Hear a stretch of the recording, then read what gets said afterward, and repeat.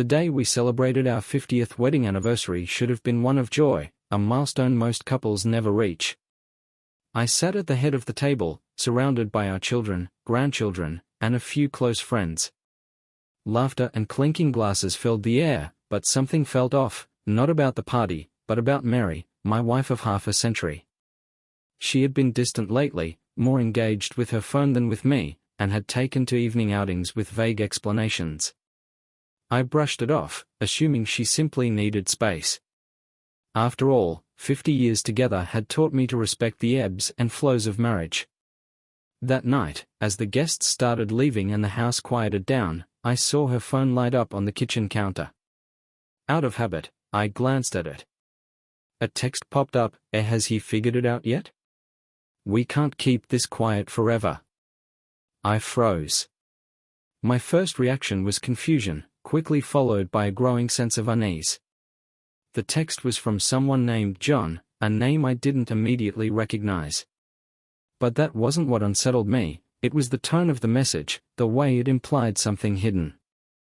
Mary walked in at that moment, carrying a tray of empty glasses. She noticed me looking at her phone and casually slid it into her pocket. "You've been amazing tonight, George," she said with a smile. "I'm going to clean up the rest of this mess. Why don't you head to bed?" Her tone was light, but something in her eyes told me she knew I'd seen the message. I nodded, trying to keep my expression neutral. "Sure, good idea," I replied, though my mind was racing.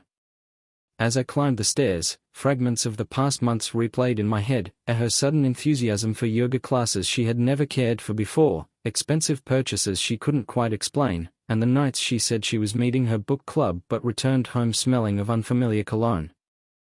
I didn't want to jump to conclusions, but that text gnawed at me. Lying in bed, I couldn't shake the feeling that something was slipping through my fingers, something Mary and I had spent 50 years building. I made a decision then and there. Tomorrow, I would start looking for answers. The next morning, I woke up earlier than usual. Mary was still asleep, her breathing steady and calm. For a moment, I hesitated. Could I be overreacting? Could that text have meant something innocent? I wanted to believe it, but 50 years of marriage had taught me to trust my instincts.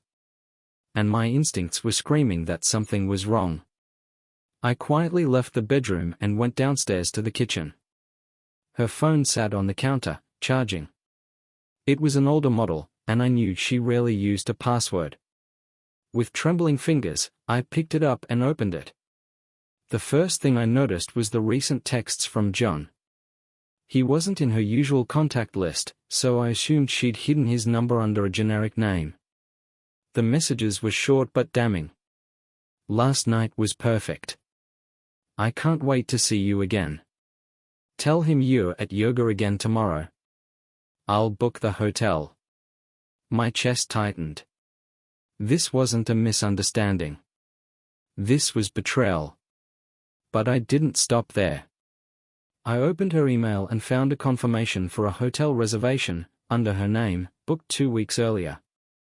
The location was a small, upscale in 2 towns over. I recognized it immediately, and we had celebrated our 30th anniversary there. A sickening realization hit me, as she wasn't just sneaking around.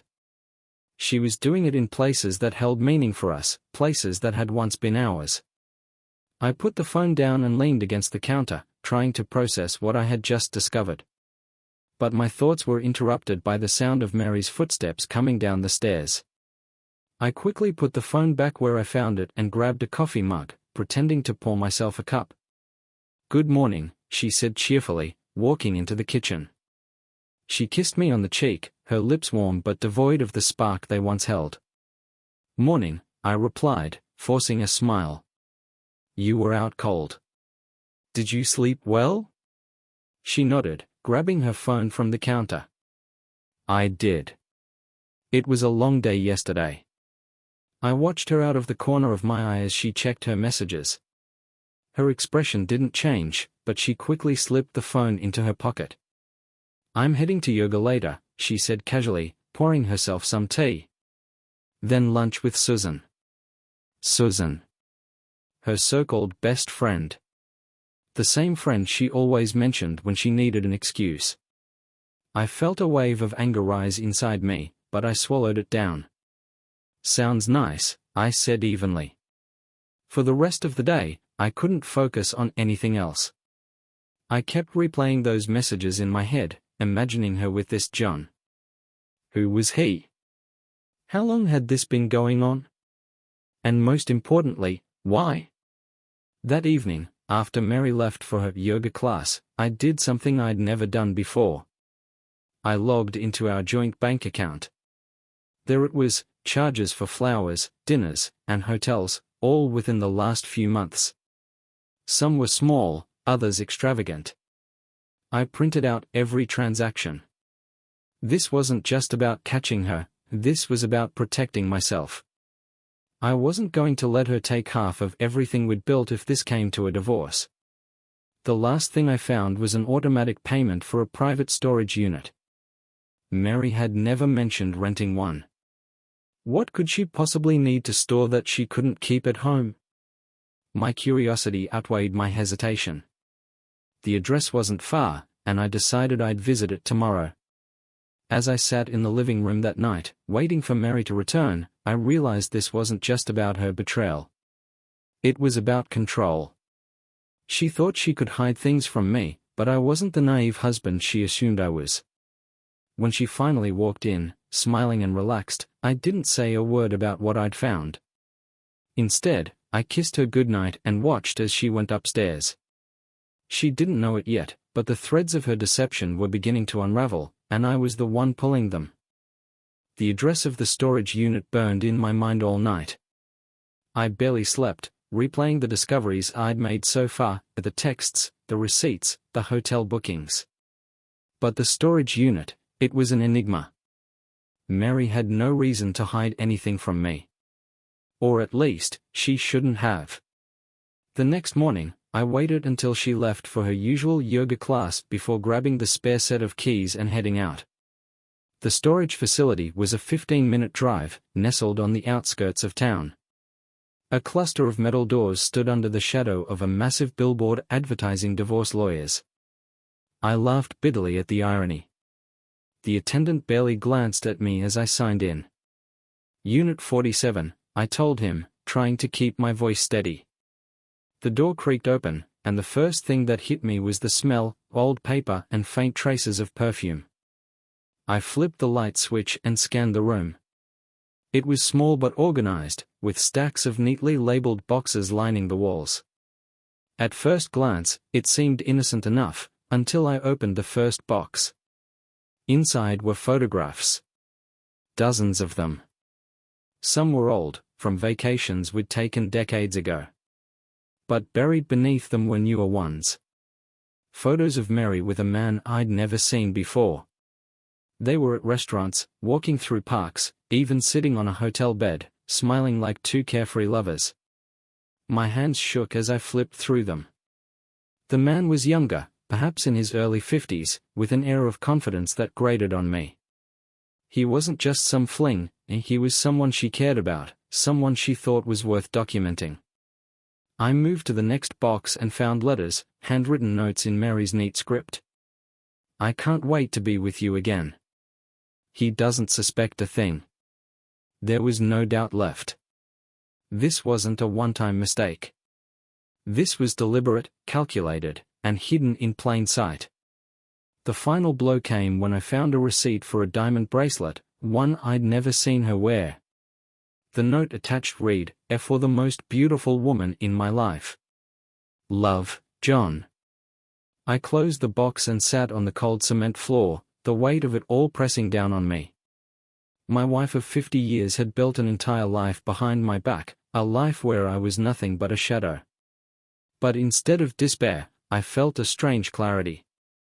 Mary had underestimated me, assumed I was too trusting, too passive to notice. She was wrong. Before leaving, I took photos of everything, the letters, the pictures, the receipts. I wasn't just collecting proof, I was building a case. If this was heading toward a divorce, I wasn't going to be caught unprepared. On the drive home, I formulated a plan. Confronting her directly wouldn't work if she'd lie, manipulate, or try to turn the blame on me. No, I needed to be smarter. This wasn't just about exposing her infidelity, it was about reclaiming my dignity and ensuring she faced the consequences of her choices. When I walked through the door, Mary greeted me with her usual cheerful facade. "You back early," she said, smiling as she placed her yoga mat in the corner. I nodded, masking the fire burning inside me. Just had a few errands to run. As she busied herself in the kitchen, I watched her closely. The woman I thought I knew had become a stranger. But not for long. The mask she wore was beginning to crack, and soon, I would be the one to rip it off completely. The evidence I'd gathered so far painted a clear picture of Mary's betrayal, but it wasn't enough. I couldn't shake the question gnawing at me, why him? What made John so irresistible that she was willing to risk everything we'd built? I spent the evening reviewing the photos and receipts again, my laptop open to a fresh browser window. If this man was confident enough to leave a trail, then I would follow it. The first clue was the name on the receipt for the diamond bracelet, John P. Whitaker. It was a common name, but cross-referencing it with our town narrowed things down. He owned a small accounting firm in the city center, just a few blocks from where Mary claimed to meet her book club. I dug deeper, searching his name on social media. His profile was public, a rookie mistake for someone carrying on an affair. His posts were filled with photos of luxury dinners, expensive vacations, and even a new convertible. A middle-aged man flaunting wealth, trying to appear younger and more successful than he probably was. But the deeper I went, the more unsettling the details became. Comments on his posts from women hinted at similar relationships, things like another dinner with a lucky lady, or always spoiling someone special. It seemed Mary wasn't his first conquest. One post, in particular, caught my attention. A photo of John with a group of co-workers, tagged at an upscale bar. Among the likes and comments was a name I hadn't seen in years, Karen Simmons. Karen had been Mary's co-worker at the local library a decade ago, and they'd been close friends at the time. I clicked on Karen's profile, scrolling through her posts until I found what I was looking for, a photo of Mary and John together at a party 6 months ago. Mary was laughing, her hand resting on John's arm as if they'd been a couple for years. That was when it hit me. This wasn't something new. Mary and John hadn't just met. They'd likely been seeing each other for months, maybe even years, under the guise of friendship. The anger I felt was different this time. It wasn't just about the affair, it was about the sheer audacity of it. The way they'd built this web of lies, assuming I would never piece it together. But there was one last thing I needed to know, John's intentions. Did he truly care for Mary, or was she just another name on his list of conquests? The next day, I drove to John's office, parking across the street where I had a clear view of the entrance.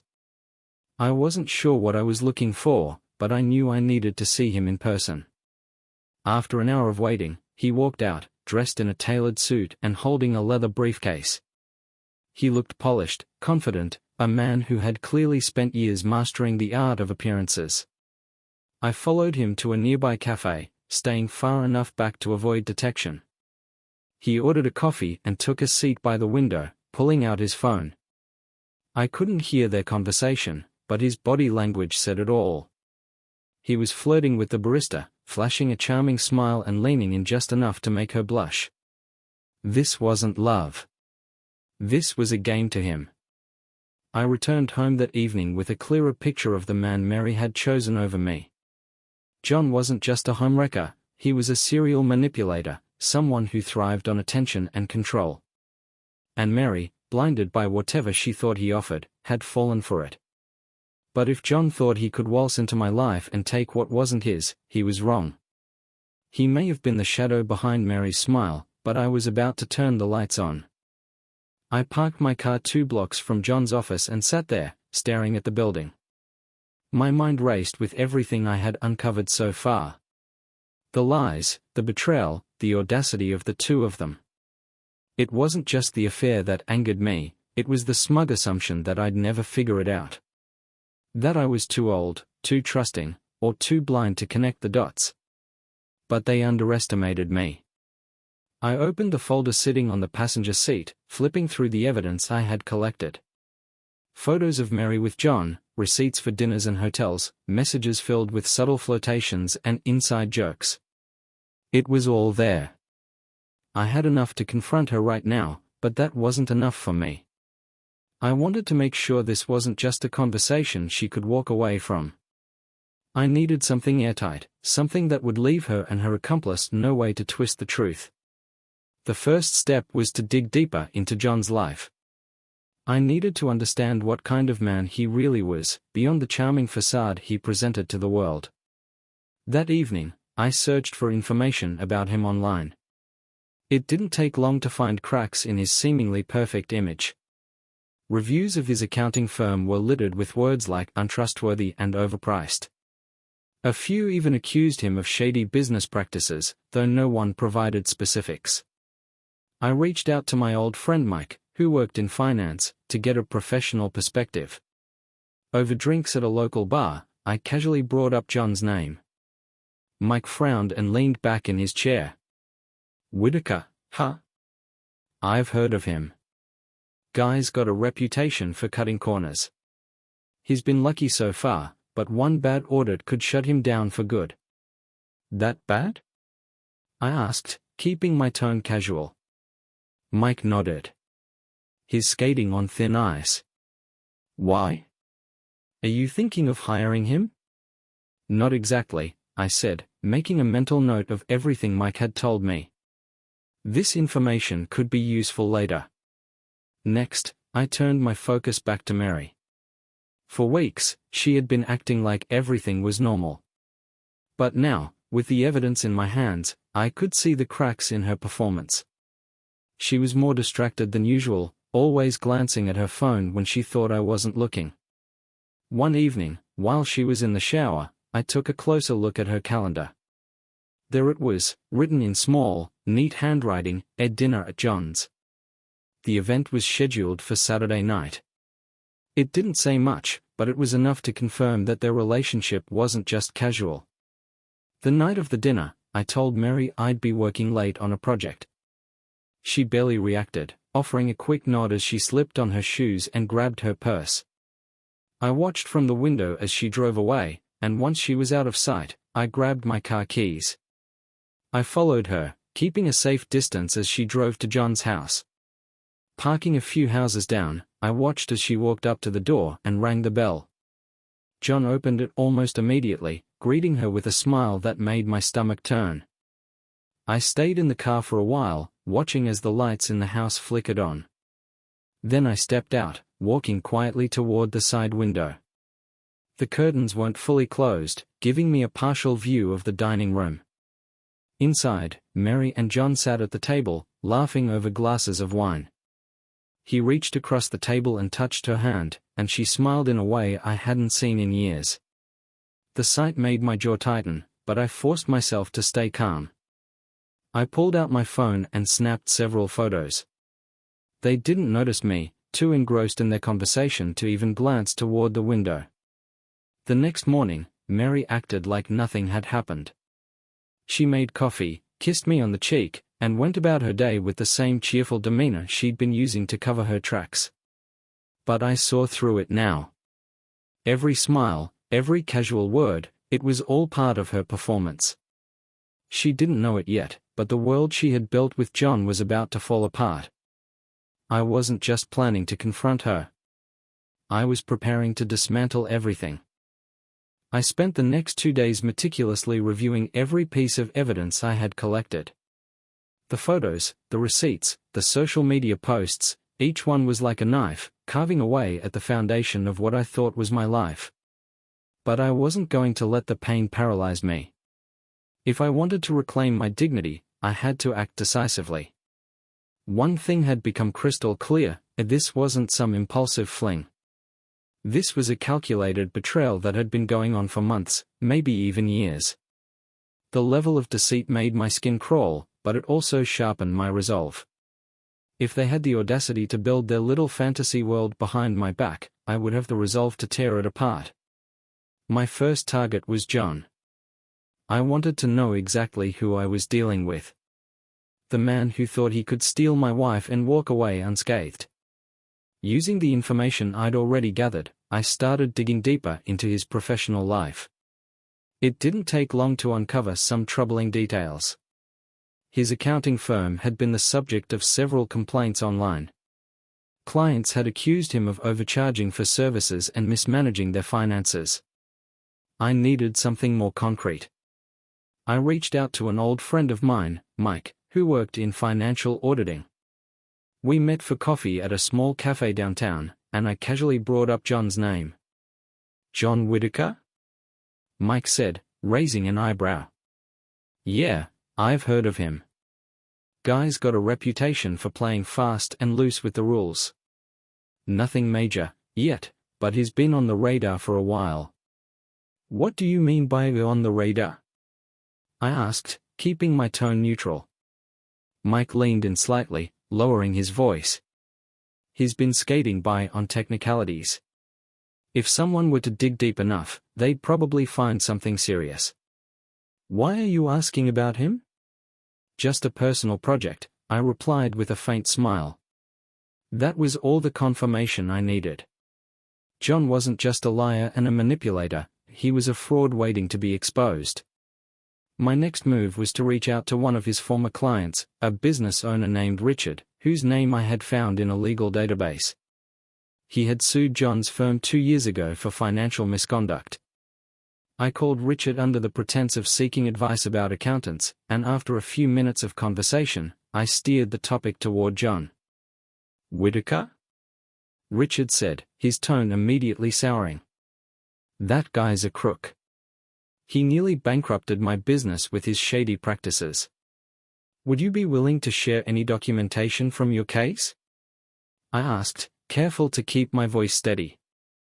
Richard hesitated for a moment, then sighed. "Yeah, I've still got the invoices and emails. I'll send them over." By the end of the day, I had a treasure trove of incriminating evidence against John.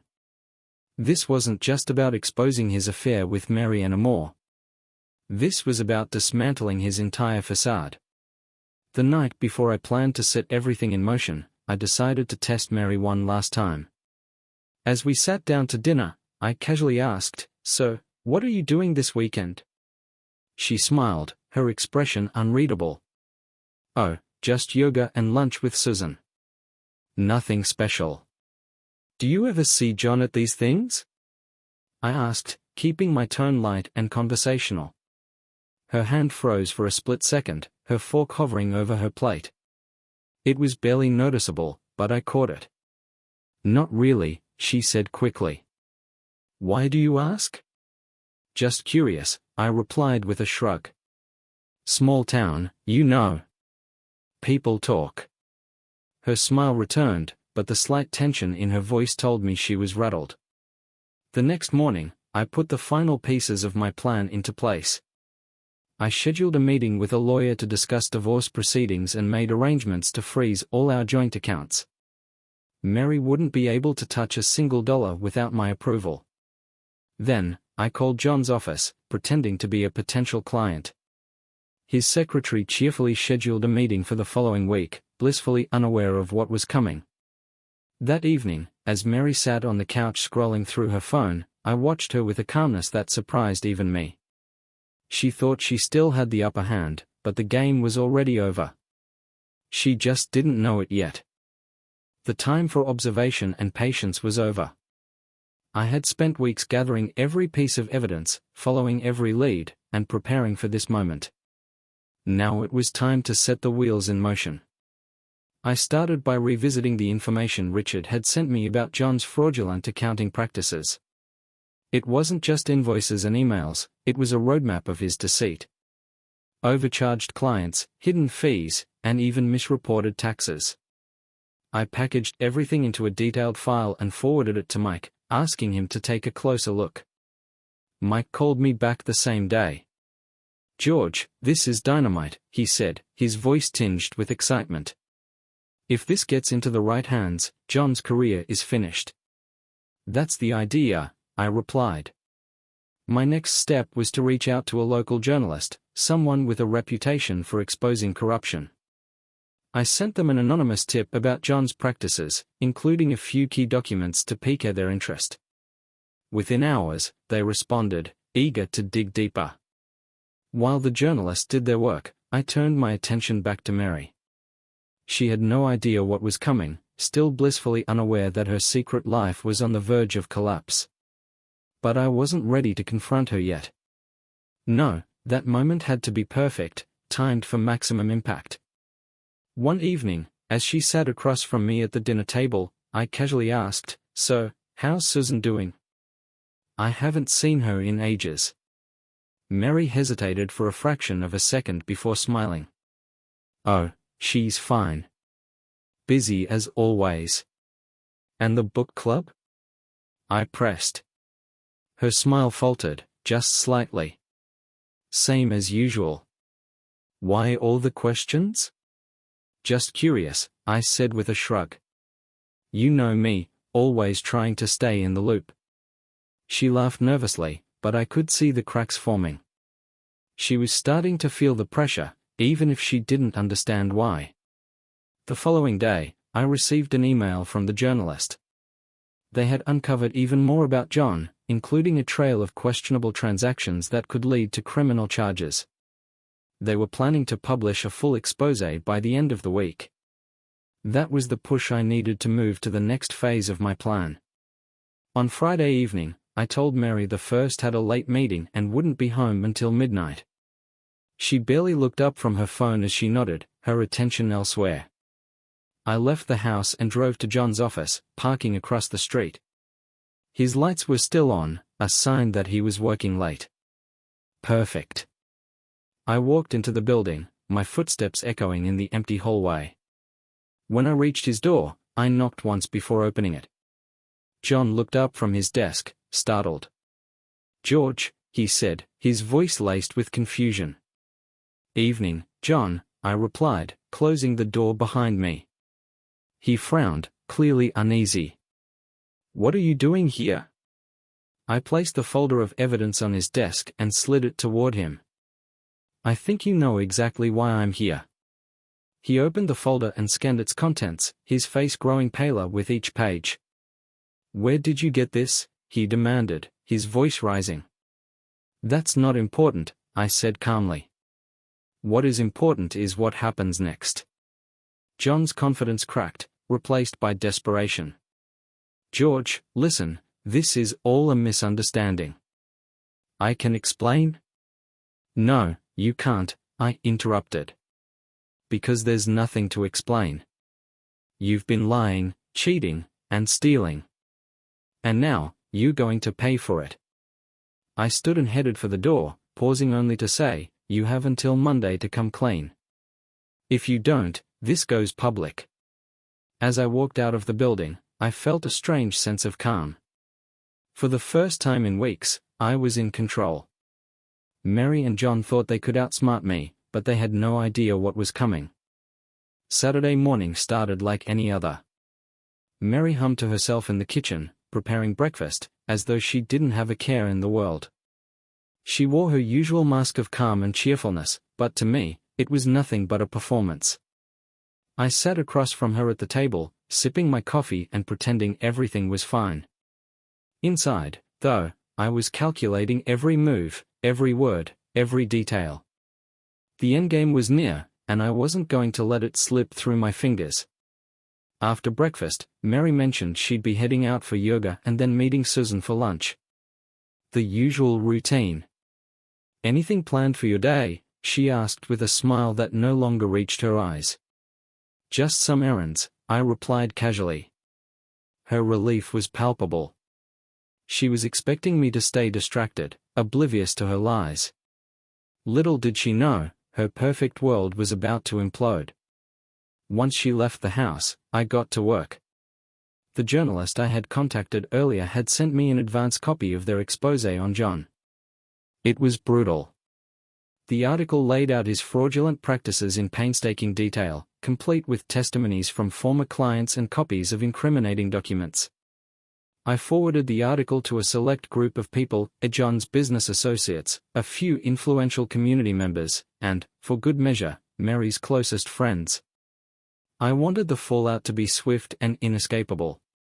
Then came the next phase of my plan. I sent an anonymous email to the HR department of John's accounting firm, attaching the same evidence I'd sent to the journalist. If there was any chance of salvaging his reputation, it was now officially gone. Finally, I called Susan.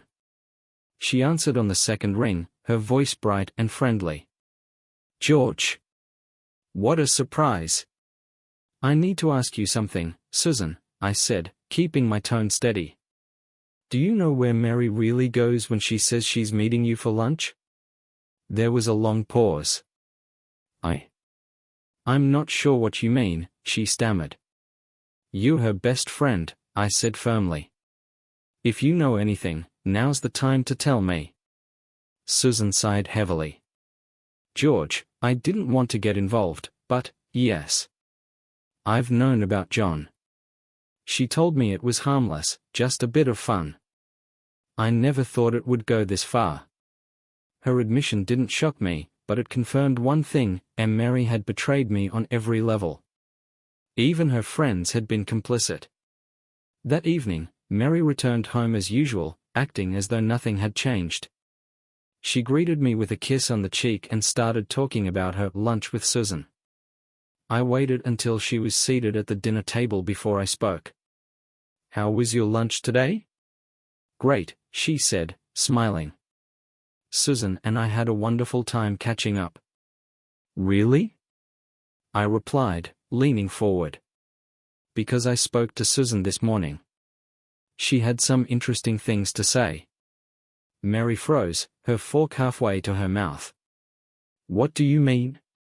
I placed my phone on the table and played a recording of Susan's confession. Mary's face drained of color as Susan's voice filled the room, detailing everything she knew about the affair. "I gave you 50 years of my life," I said, my voice cold and steady. "And this is how you repay me?" "George, please," she started, her voice trembling. "It wasn't like that." "I can explain." "No, you can't," I snapped. "Because I already know everything." I pulled out the photos, the receipts, the emails, and the article. One by one, I laid them on the table, watching as Mary's expression shifted from shock to despair. "You thought I wouldn't find out," I continued. "You thought I'd just keep living in ignorance while you made a fool of me. Well, you were wrong." Tears streamed down her face, but I felt nothing. No sympathy, no regret, just clarity. "This marriage is over," I said firmly. "And if you think John is going to save you, you're in for a rude awakening." Mary didn't say another word. She sat there, silent and defeated, as the weight of her actions came crashing down around her. The storm had arrived, and it was only the beginning. Saturday started like any other day, but I couldn't help noticing how Mary seemed to be walking on eggshells. Her usual confidence was replaced with something far less steady. Every glance she cast my way was fleeting, her movements hesitant, as if she were waiting for something to break. She tried to keep up appearances during breakfast, asking me routine questions about my plans for the day. I answered her briefly, offering little insight into what was really on my mind.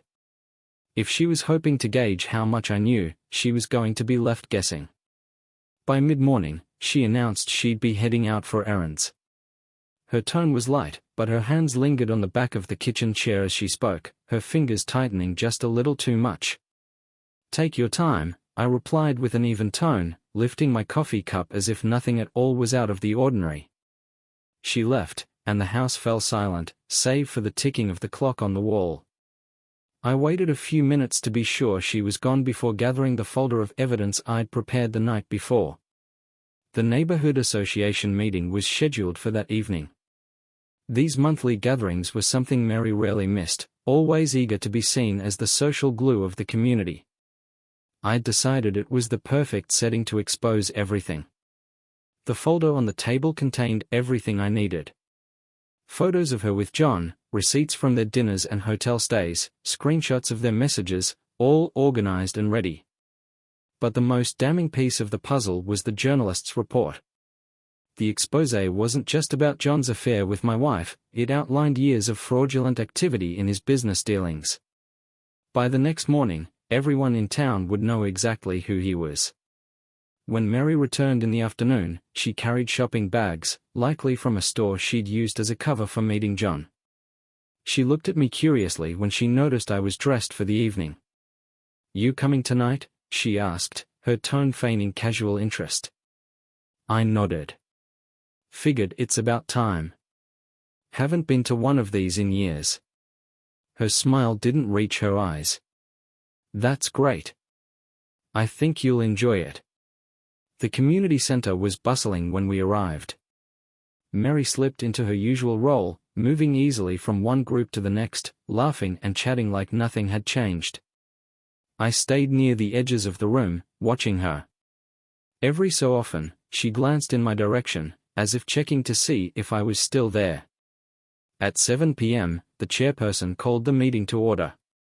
The first 20 minutes were the usual mix of updates on landscaping projects, reminders about block parties, and a few complaints about noise. I sat quietly, waiting. When the floor opened for new business, I stood. "I'd like to say a few words," I said, my voice carrying across the room. The chairperson gestured for me to continue. "Go ahead, George." Mary turned to look at me, her expression frozen in polite confusion. "For more than 30 years, my wife Mary and I have been part of this neighborhood," I began. "We've shared in its successes, its challenges, and its growth. But tonight, I need to address something personal, something that has been hidden for too long." The room grew quiet, the chatter dying down as all eyes turned toward me. Mary's posture stiffened, her smile faltering. I held up the folder. For the past several months, Mary has been involved in an affair with John Whitaker. The reaction was immediate. Gasps, whispers, and sharp intakes of breath filled the room. Mary's face went pale, her hands clutching the sides of her chair. "This isn't just about a personal betrayal," I continued, opening the folder and pulling out the documents. "John has also been engaging in fraudulent practices through his business. He's stolen from clients, manipulated records, and violated the trust of this community." I handed the evidence to the chairperson, who began flipping through the pages, their expression darkening with every turn. John, sitting near the back, stood abruptly. "This is nonsense," he barked. I turned to him, meeting his glare. "If it's nonsense, then explain these documents. Explain why a journalist is publishing a full report on you tomorrow morning." The room erupted into chaos. Neighbors began shouting questions at John, their voices filled with anger and disbelief. Mary sat frozen, unable to speak or move as the weight of it all bore down on her. When John tried to leave, several neighbors blocked his path, demanding answers.